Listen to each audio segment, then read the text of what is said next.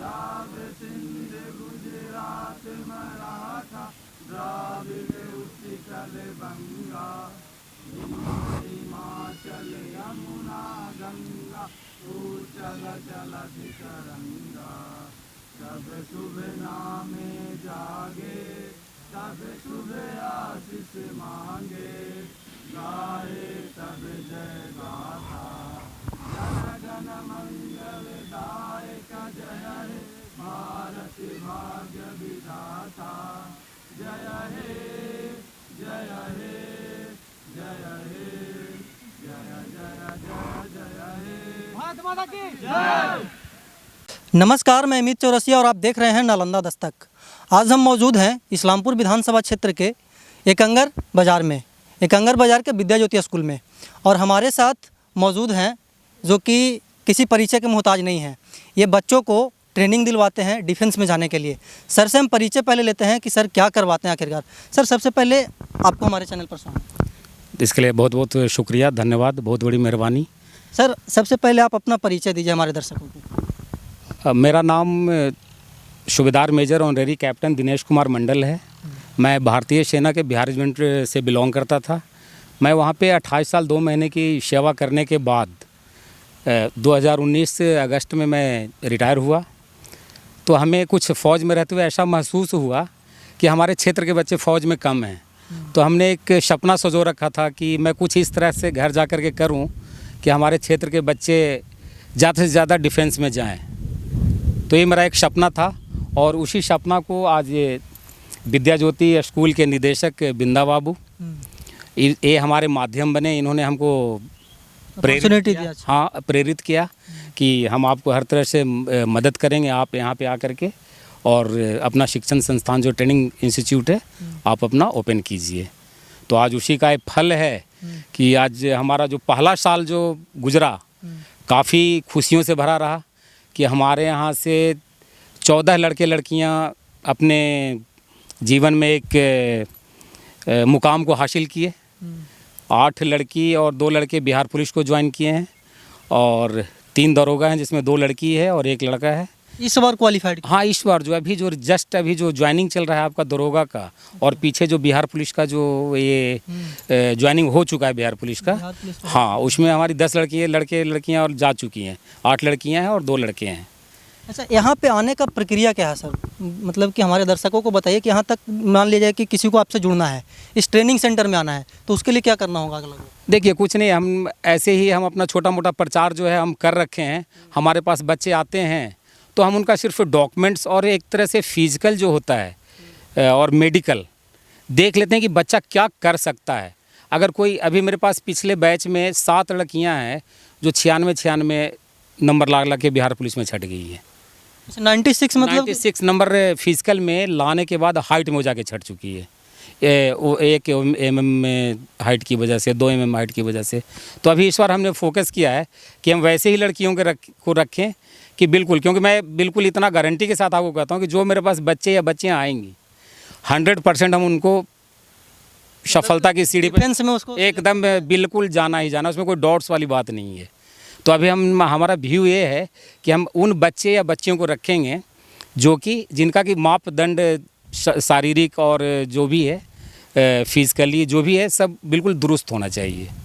अच्छा, और यहाँ पे क्या क्या सिखलाते हैं? जैसे कि तमाम प्रकार के डिफेंस में जाने के लिए क्या होता है ना कि हाई जंप, लो जंप। हाँ, तो ये सब देखिए, अभी जैसे बिहार दरोगा के लिए ज़रूरत होता है, उसमें एक एक्स्ट्रा इवेंट्स आ जाता है कि बिहार दरोगा के लिए लॉन्ग जंप करना होता है, मतलब कि दूरी, हाँ, जो लंबा फानना होता है। तो जैसे बिहार पुलिस में है कि रनिंग होता है 1600 मीटर का, उसको इनको एक्सीलेंट टाइम है 5 मिनट का है और 6 मिनट के अंदर इनको क्वालिफाई करना होता है। उसी तरह से दरोगा का था कि 6 मिनट में इनको क्वालिफाई करना होता है। तो दरोगा में क्या है कि एक इवेंट ज़्यादा बढ़ जाता है। अभी बिहार पुलिस के लिए आपको गोला फेंकना होता है, हाई जंप करना होता है और दौड़ करनी होती है, और बिहार दरोगा में एक लॉन्ग जंप बढ़ जाता है। तो जिसमें जिस चीज़ की आवश्यकता होती है हम उस तरह से इनको ट्रेनिंग देते हैं। हाँ, चाहे आर्मी के लिए है, अब आर्मी में बीम करना होता है। तो ये सब चीज़ जो है आपने ट्रेनिंग भी हमारी देख रखी है, तो आपने देखा ही, तो उस हिसाब से हम सारी प्रक्रिया को। अच्छा, एक बात और बताइए सर, जैसे कि यहाँ पे आप फिजिकल का ट्रेनिंग देते हैं, ठीक है, हाँ। लेकिन बहुत सारे बच्चे के मन में मतलब कि दुविधा होती है कि हमें फिजिकल तो मान लीजिए कि आपसे ट्रेनिंग लेगा तो वो निकल जाएगा, उसके अलावा बच्चों को और क्या क्या पढ़ाई करना चाहिए? देखिए, अब तो मैं ये करूँगा कि सबसे बेटर जो है, खास करके डिफेंस के लिए आजकल क्या हो गया कि क्यूज टाइप क्वेश्चन ज़्यादा आते हैं। तो मैं बच्चों को यही अपने तरफ से यही उनको मैसेज दूंगा कि वो जो न्यूज़पेपर है वो ज़्यादा से ज़्यादा डेली उसको मतलब कि स्टडी करे, और साथ ही साथ जो करंट अफेयर्स जो मतलब कि क्या चल रहा है देश में विदेश में कहीं भी जो भी ताज़ा घटनाक्रम जो चल रहा है, तो मेरा लगता है कि अगर ये चीज़ इतना बच्चा कर लेता है और वो मीडियम भी लड़का 10th में या इंटर में अगर 50% एवरेज वो है, तो उसको डिफेंस की तैयारी के लिए कोई ज़्यादा मेहनत करने की, एक्स्ट्रा ये करने की ज़रूरत नहीं पड़ेगी अगर ये करंट अफेयर्स और जनरल नॉलेज को थोड़ा सा वो ये कर लेता है तो। अच्छा, यहाँ पे मतलब कि 10-12 स्टूडेंट हैं आपके सर, तो 12 नहीं, मेरे पास अभी 20-22 के इसमें अभी यहाँ पे जो प्रेजेंट है हमको लग रहा है कि 12-14 स्टूडेंट होंगे हैं। तो इसमें जैसे कि आप बता रहे थे कि कोई सिलेक्टेड भी है? हाँ, इसमें मेरे पास अभी एक निशान है, ये दरोगा में सिलेक्ट हो चुकी है। हाँ, इस बार एक रोशन है, ये दरोगा में सिलेक्ट हो चुका है। तो आप अच्छा रहेगा कि थोड़ा इनसे भी इधर आ जाइए, आगे आप हमसे थोड़ा सा बात कर लें, करना है। निशा और ये। सबसे पहले बताइए आपका नाम क्या है? मेरा नाम रोशन कुमार कर्ण हुआ, मैं कंगसराय से ही निवासी हूँ। अच्छा, यहीं के निवासी? यहीं का निवासी हूँ। रोशन जी, बताइए कि सर जो जिस प्रकार से आपको मतलब कि प्रशिक्षण दिए, तो उससे आप कितना मतलब कि खुश हैं? खुश तो ऑब्वियसली होना ही होगा, क्योंकि मेरा फिजिकल ठीक ठाक नहीं था, और दरोगा का जो मापदंड है फिजिकल का, उसको पार करने के लिए आपको मेहनत करने की ज़रूरत है और आपको एक ट्रेनर की ज़रूरत है। क्योंकि यदि आप अपने से कर रहे हैं तो आपको पता नहीं कि क्या कैसे करना है, लेकिन एक सही रास्ते पे जाने के लिए आपको एक ट्रेनर की ज़रूरत होती है। मैं यहाँ आया, किसी के थ्रू आया, दोस्त के थ्रू आया, देखा लोग कर रहे हैं तो इसमें हम भी जुड़ गए। और एक मुश्किल से 2 महीने सर, 2 महीने की यहाँ पे 2 महीना में दरोगा का फिजिकल पास करके निकल गया यहाँ से। मतलब कि सर को मतलब शुक्रगुजार हैं आप, यहाँ से 2 महीना? बहुत शुक्रगुजार हैं हम कि 2 महीने ही किए, और 2 महीना में मेरा फिजिकल दरोगा का से भी ऊपर हो गया। क्योंकि यहाँ पे आर्मी के बच्चे की तैयारी मतलब जो होता है ना, लीड करता है, वो आर्मी के बच्चे लीड करते हैं। मतलब और आपको मोस्टली आर्मी के बच्चे होते हैं यहाँ पे। और यदि आप आर्मी के साथ दौड़ते हैं तो सोच रहे हैं कि आपका दौड़ तो नॉर्मल है कि होना ही वैसा। आर्मी में तो हाई लेवल का हाई लेवल का दौड़ है वहाँ पे, तो आप देखते ही होंगे बहुत सारा आर्मी का दौड़ देखते होंगे, तो उस तरीके का यहाँ पे माहौल बनता है। और फिर तो ये तो स्टेट पुलिस का है, तो स्टेट पुलिस तो उससे नीचे ही रहता है ना। तो आपको नॉर्मली मतलब इसके साथ खाली लगे रहना सर, यही करते हैं, बस लगे रहो लगे रहो, मतलब लक्ष्य से भटकना नहीं है। भटकना नहीं। नाम भी रखे हैं लक्ष्य सेना ट्रेनिंग भर्ती सेंटर। सबसे पहले बताइए आपका नाम क्या है? निशा रानी। निशा जी, जैसे कि लक्ष्य सेना भर्ती ट्रेनिंग सेंटर, इसके बारे में आप क्या कहना चाहेंगे?